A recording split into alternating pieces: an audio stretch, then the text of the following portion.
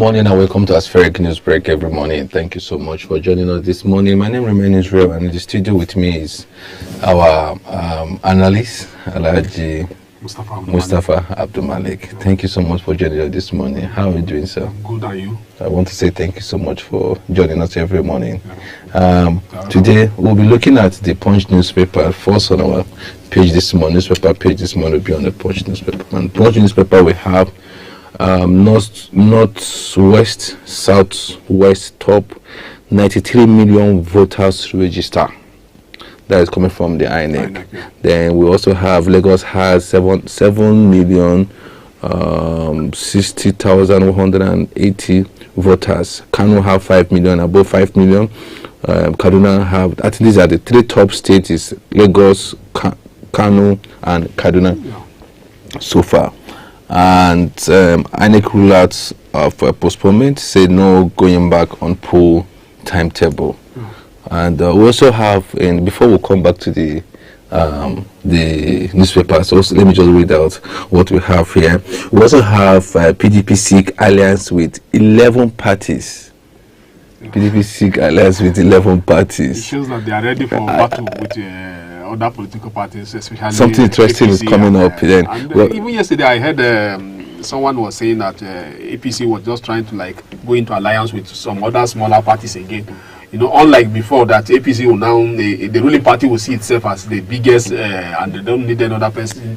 It means that 2023 election is going to be a very sweet one, that no major party to say, okay, I'll boast over other smaller parties. No, we are not going to see that. We also have UK short obese company over account issues report. That was if we read yesterday. That is more or less of business. It doesn't have anything to do with INEC can't be trusted for credible polls. So that's also contesting as well. Yeah. We have other stories, but let me just discuss. Let's just do more on the INEC timetable. I'm sorry, INEC. Registry. Well, let me just read out some of the numbers of states that have. Okay, we have and let me look at region. I think we'll look at the region. So in the region we have in the northeast we have above 12,542 12 million. Sorry, 542,429. And then in the northwest we have 22,255,562. Then north central we have 15,363,731. In the southeast we have 10,907,606. We have in south we have 14,440,714. We have in the southwest 17,958,966. So far northwest have the highest number of voters registration. So are you saying that if one party block northwest, that is all?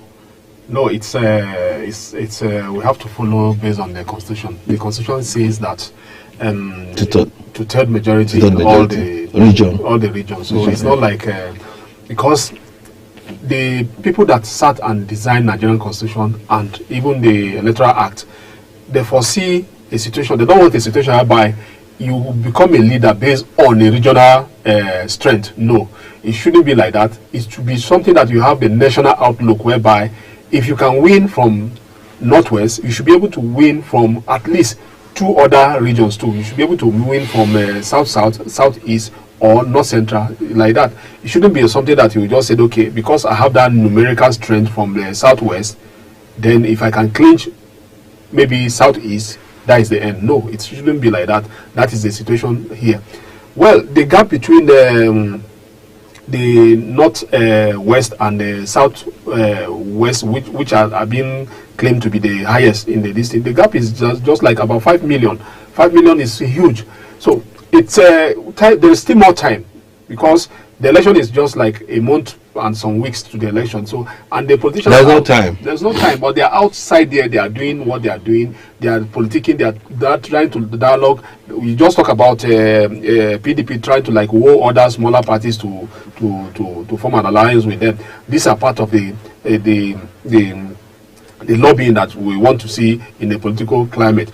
The good thing about the 2023 election, Dr. Israel, is that despite all these INEC figures that you are seeing, there's no clear-cut winner based on the projection and the observation by people, because based on the trend, because if you look at this very well, APC is being the ruling party that's supposed to enjoy that edge over other political parties. They're having a little bit of a kind of a problem within internal problem, whereby they have not been able to resolve it based on what we are seeing, apart from their campaign in the Yobe that we saw President Buhari outside there and Adamu, the chairman of the party, out there too. Apart from that, all along it's been like the presidential campaign committee, campaign council, and the candidate of the party itself going out on their own to do campaign. But this time around, we are beginning to see more of the president himself coming out, and the chairman of the party and some other persons to coming out to join them in their campaign. It shows that since they cannot go into that election with a divided house and they secure that victory. That is on the part of APC. Then you talk about PDP. PDP too, they're having their own divided house, whereby you have the G5 governors against the party structure. So it shows that 2023 election is not going to be that juicy, that election that you can predict the outcome. No. Some people are saying that there will be a rerun. Certainly, we don't know how it's going to be play out, but let's watch and see. Okay, so when you look at the figures that roll out from the INEC, if you discover that Ekiti has the lowest number of voters registered, and also do not forget that this number of registered, number of collected, not number of collected PVC. The collection is still on, so people are still collecting. Okay. Though INEC has a time frame, they have a deadline. So the thing is, okay, let's say if in Lagos, if you take Lagos State, if any party take Lagos State like 7 million, that's very huge. Yes. All right. Yeah. And in Kano, you have 5 million. Yeah. You are taking 5 million. All right. So when you have that 5 million, then you looked at what's it called? You looked at Rivers. Yeah. Rivers had about 3 million. 3 million, yeah. Rivers have about 3 million.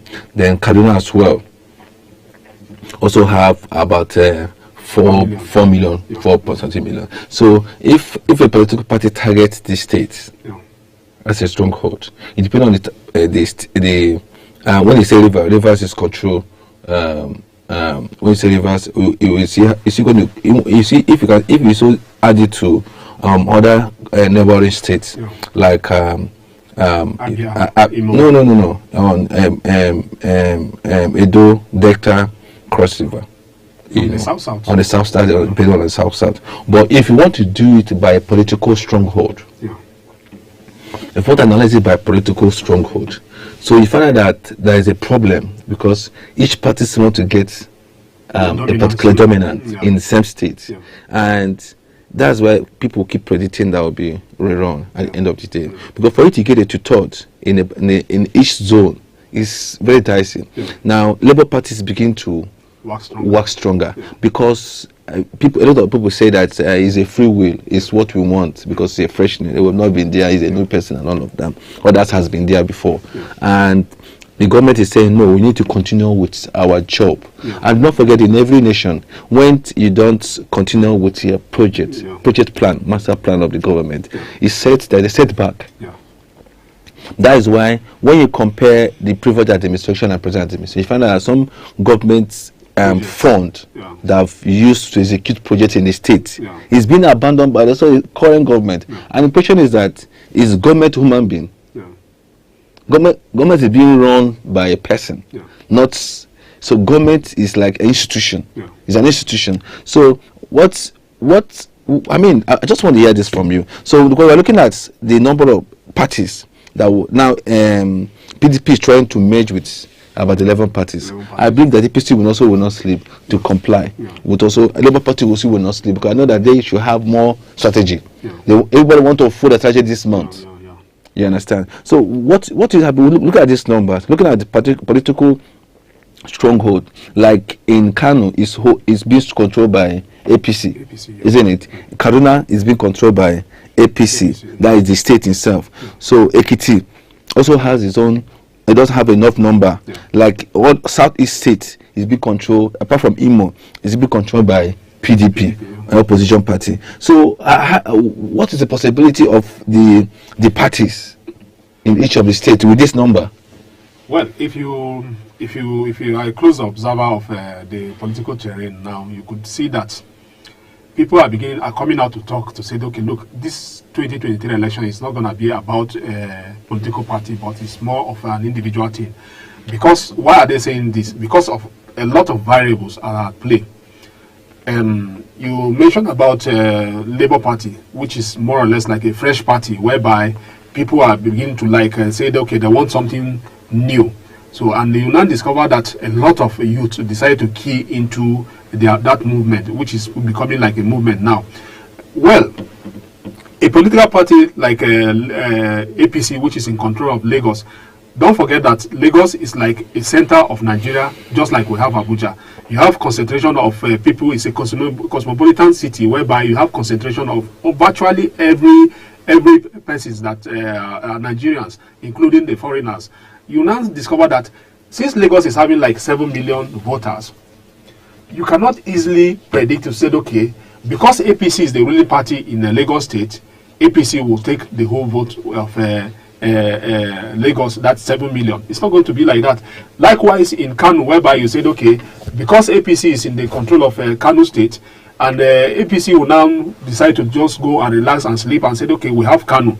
Since we have Kano, we will go and sleep. No, it's not going to be like that. Let's not forget that you have a new political party, which is NNPP, which is under Rabiu Kwankwaso in Kano. It's from there, and it's waxing stronger too in Kano. So even if he's not going to win any other state, at least we should be able to give it to him that to say, look, he will show a stronghold in Kano state. So it's not going to be too easy to say, okay, because Ekiti has a very fewer register, you can't overrule it. But what we are saying here now is that despite all figures being provided out by INEC, there's nothing like any small state. There's nothing like bigger state. There's nothing like to say, okay, we have an edge. You don't go on that prediction to say, okay, you have an edge. No, we are not going to see that. And that is why you see a governor like Governor Nyusi now decide to attacking PDP and Atiku Abubakar too, and you now see that the party has not been able to sanction him because they know why. You are not going to overrule any particular figure to say, okay, because you have one big state in let's say you have APC would say, okay, we are in control of Northwest. Since we are in control of Northwest, no, they are still looking forward to forming alliance with some other smaller state. So, Dr. Israel, I'm going to tell you that, look, 2023 election is not going to be an easy one that anybody can predict to say, okay, this will win. No. It's something that if they don't go into alliance, it's just that it's unfortunate that before now, we are expecting that to say, okay, the opposition parties, they should be able to collapse into one another and go into an alliance to say, look, we are fighting APC, which is a major party, the ruling party, to say, okay, if we go into the election, the general election with as a divided house, we are not going to win them. So that is why they must begin to dialogue among themselves to say, okay, look, instead of Kwankwaso to say, okay, let's not forget that Kwankwaso, Labour Party, all of them they came out from PDP. Instead of going into that election as that divided house, whereby they will balkanize their vote, why don't them to come in together to say, look, we have a common enemy, which is APC, to say, okay, they will confront them. So it's not going to be easy. There's nothing to say, okay, a smaller state or bigger state in this 2023 election. Every vote counts. Every vote matters. Every vote out there, it matters to whoever want to win that 2023 election. All right, next to discuss, let's look at Nation newspaper. In Nation newspaper, we have APC PCC challenge article on alleged corruption health status. Ekiti indebted to Tinubu says Governor Oyabanji. 13 Edo train passengers still with kidnappers. We also have same INEC timetable that was rolled out. INEC list that was rolled out. Before that, we have a blue picture there of the Muhammad crowd that turned out for Tinubu yesterday in Enugu State. It was unpredictable. Like people never expected that number of crowds. So some people on Twitter say whether they have to hire 3 states to participate in one state, they would have allowed each state to bring their supporters, and as others do there. So we also have the same northwest, southwest top 93.5 million likely voters. Then Lagos lead with 7 million. INEC release voters list to parties. 49.5 million men, 44.4 million women, 37 million youth registered. And this is the first time we're having this huge number of youth registering. What do you expect? Well, thank you very much. From 2019 to now, some of the youth, some of them they were regarded as underage in 2019. Some of them now, they are now 18 and above. So we are going to see youth participation massively this time around, especially with the new trend of saying, okay, Peter Obi is coming, like, right from, let's be realistic to ourselves. From that instance in 2020, you discover that a lot of youth came out massively to register their displeasure towards the authority. It all started from the police, but eventually it snowballed to something else. So this time around, you have a lot of youth that are coming out to say, look, they are eager to participate in this 2023 election. Kudos, we should commend them, because Nigerian population, about 60% of Nigerian population is said to be people of youth. So we are beginning to think about transition in leadership, whereby youth will now play active role both in the leadership and managerial cadre in Nigeria. That is what it means. Instead of that situation whereby they are being left behind, we should see them coming out to participate.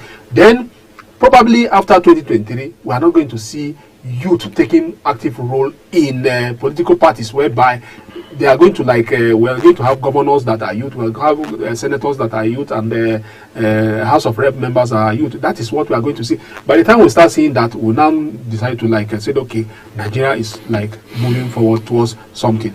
Well, we should commend them. Apart from that, again, we see based on the INEC register, a lot of women too are going to play active role too. But Dr. Israel, after all this bandit register that we are going to have, if at the end of the day, according to INEC, we have 97 or 93 registered voters. At the end of the day, let's assume that we have 60 million PVC collected.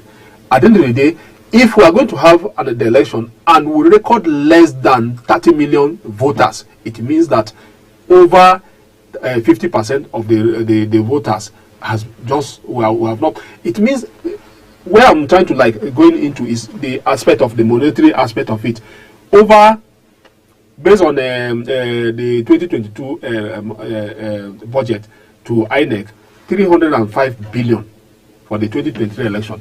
Then apart from the date again, apart from the budget appropriation again, 104 or thereabout billion was allocated to INEC again. It means that INEC will now expend over 400 billion on the 2023 election.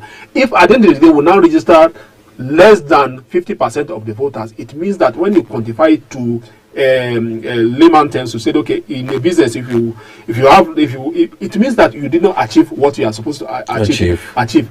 Take for instance Anambra election. Anambra election, it was projected that all the registered voters that turned out, the turnout for the registered was only 10%. It means that people refuse to turn out. At the end of the day, who do you blame? Do you blame INEC? No.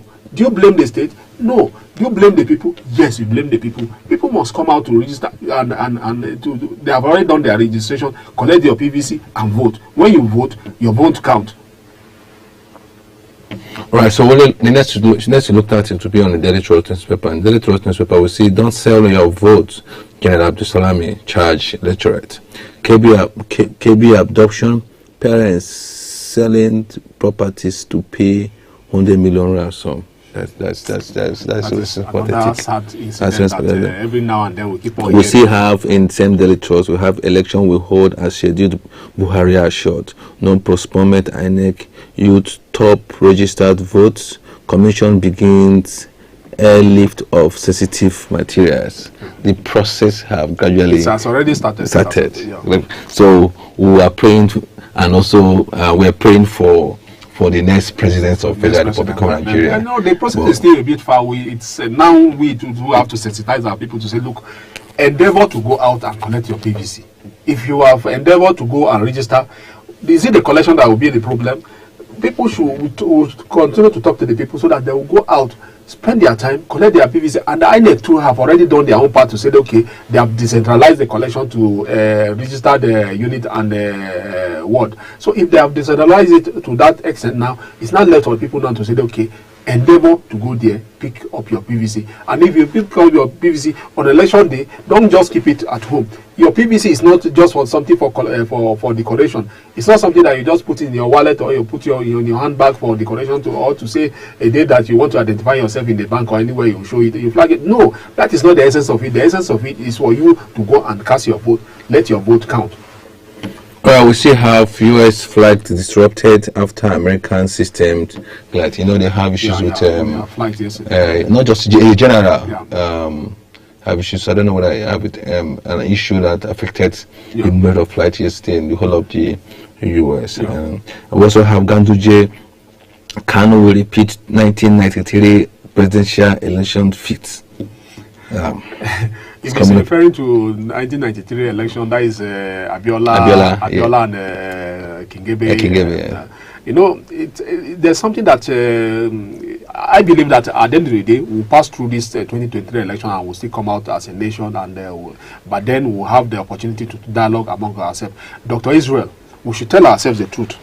The designer of Constitution of Nigeria that decided to say, look, there is federal character. What federal character means is that if you are coming from Abia, I'm coming from Kogi, you should have equal representation. I should have equal representation too. It's a time, although people will say that faith, it doesn't matter in Nigeria. Anybody that tell you that the faith doesn't matter in Nigeria, that person doesn't mean well for Nigeria. So if Ganduje is coming out that Kanu will repeat same faith, it doesn't mean that victory, not all victory is victory. You understand? So the same ticket thing is going to be problematic, but at the end of the day, since the ruling party has done what they have done, and eventually will pass through that phase, but they must sit back and say to themselves that, look, this should never repeat itself again. We should not have a situation whereby a Muslim ticket or Christian ticket should never occur in Nigeria, because I know it's going to be very difficult in application of it. You understand? Take for instance like the President Mahmoud Yakubu administration from 2014 till now. You now discover that people are now laying accusation based on what lopsided appointment. What it means that for you to manage Nigeria effectively, you must take into consideration religious and the ethnic background of every nationality in Nigeria. You must carry them along. You must run an inclusive government. That is what it means. We should be able to move forward beyond that. So if APC by the end of 2023 election, APC should sit back and tell themselves the truth that, look, this thing is problematic. We shouldn't repeat it again. All right, so next we'll discuss will be on the Sunday's paper. I will make Southeast industrial hub. That is going to be yesterday. We made a promise yesterday. You make Southeast an industrial hub. Then we'll see how the same story. INEC make U-turn on election shift. I don't know.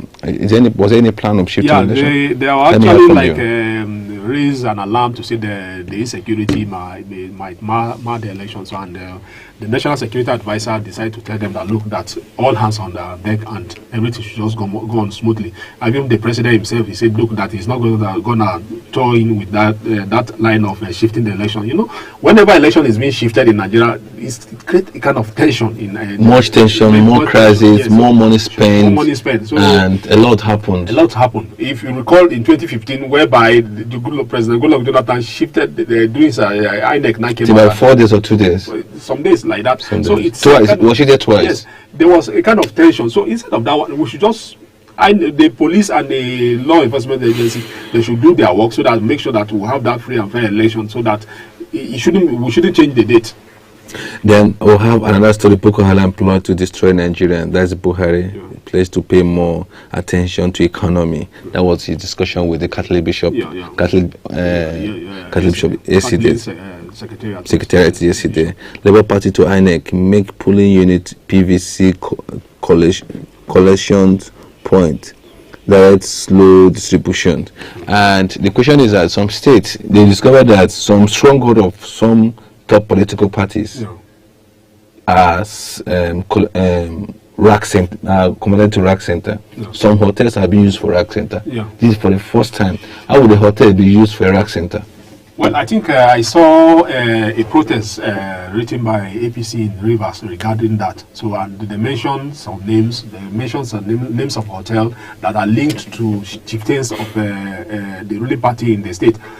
Well, if INEC should not allow that, if INEC are allowed that to take place, whereby the collection center will be in the hotels, instead of why private residence, let alone a hotel, they shouldn't take that. I believe that in the days to come, INEC will address that situation whereby some hotels that are designated as a collection center, it shouldn't be so.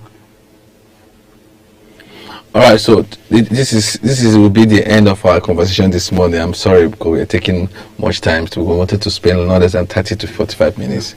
This will be the end of our conversation this morning. And please do not forget to join us again tomorrow. My name remains Israel, and so with me every morning is Alhaji Abdullahi Mustafa. And also, if you have not subscribed to our channel or like our page, please do so. Please, we beg you, just beg you, please do so. Now, first in our Facebook page, official Aspheric News. That's on our Facebook page. Do not forget to subscribe. Don't forget to click and like our content and also share our content. Then on our Instagram is Aspheric News.